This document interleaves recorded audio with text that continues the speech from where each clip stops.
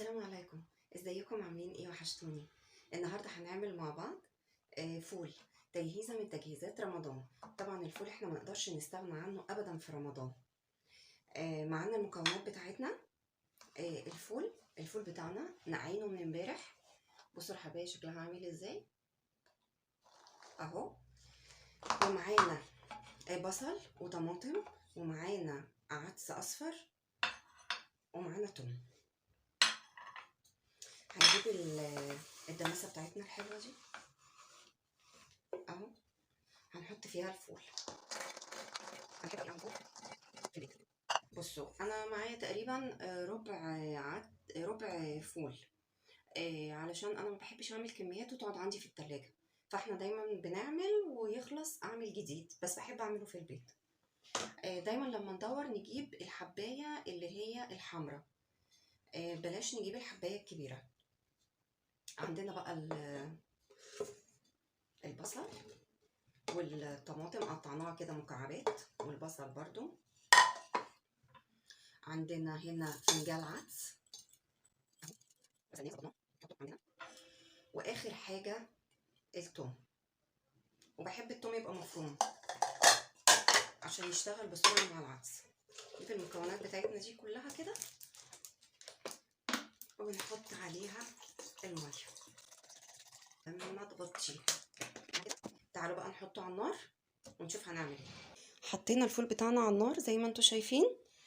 وعايزه اقول لكم على حاجه، ان احنا لما نقعناه نقيناه وطلعنا منه الحبايه المكرمشه. يعني الحبايه المكرمشه دي مش هتستوي، فلازم ننقيه ونطلع منه الحبايه دي اهو. طلعت شويه كده، نقيت الشويه اللي مش حلوين. بصوا الحبايه عامله ازاي مكرمشه، وركنتهم على جنب لان انا مش محتاجاهم خلاص. حطينا الفول بتاعنا على النار، وهنحط له معلقه بابريكا اهي، معلقه بابريكا ومعلقه كركم اهو، معلقه كركم اهو. قلب الحاجات دي كده كلها مع بعضها تمام. وهنسيبه بقى على النار، هنوطي عليه النار خالص، يقعد بقى براحته ساعة 2 3 براحته لغاية ما نمسك الحباية ونلاقيها استوت. ادي الغطا، بس انا مش هغطي، انا هواربها كده علشان لو فار ما يتقلبش. ولو احتاج مية فاحنا طبعا هنزوده مية سخنة. هنحط حاجة على النار نحط فيها مية سخنة، او كل ما يحتاج مية نكمله لغاية ما يستوي. وهرجع لكم تاني اوريهولكم بعد ما استوى. ورجعت لكم بعد ما الفول بتاعنا خلص وبقى بسم الله ما شاء الله. بصوا هنطلعه اهو، نقدمه في الطبق بتاعنا اهو. بسم الله ما شاء الله. شوية فول اخد معانا ساعتين على النار اهو. ادي الفول بتاعنا. رشة بقى كمون، رشة كمون ورشة ملح.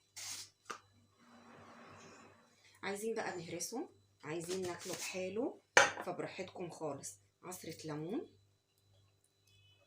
اهو، ورشة زيت عليه، وبالهنا والشفا. عايزه اقول لكم ان هو مستوي. بصوا بصوا بصوا مهري ازاي، بسم الله ما شاء الله. حاجه جميله، حاجه في البيت ونضيفه وتحت عينينا والله اكبر عليها. لو عجبكم الفيديو ما تنسوش تشتركوا في قناتي وتدعموني بلايك. اشوف وشكم على خير، كل سنه وانتم طيبين.